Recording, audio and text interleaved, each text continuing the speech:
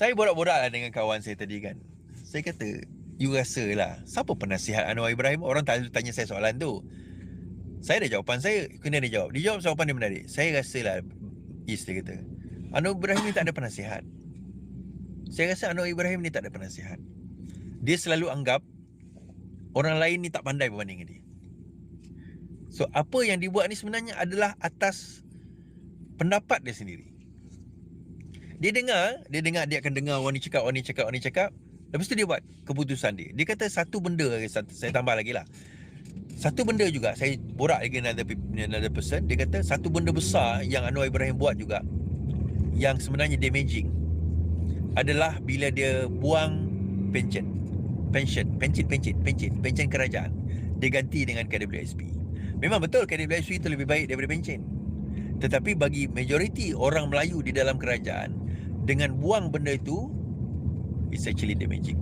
Tuan-tuan, percayalah, dengar cakap saya ni, malam Kliwon, malam ini manifesto pembangkang akan dibuat tidak lama lagi. Tuan-tuan percayalah, dalam manifesto tu mereka akan tulis antara lain, sekiranya kita akan mengembalikan pencen kepada pegawai kerajaan. Percayalah, dia akan letakkan manifesto dalam tu. Manifesto dia orang dengan perkara tersebut.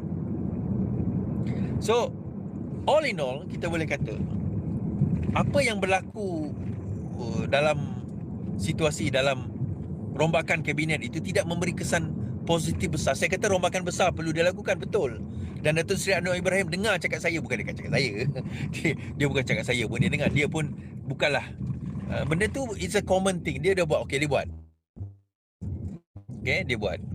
Lepas dia buat benda itu, what happened? It becomes worse. Dia jadi lebih teruk rupanya. Tak apalah, rombakan besar tu bagus, tapi it gets worse.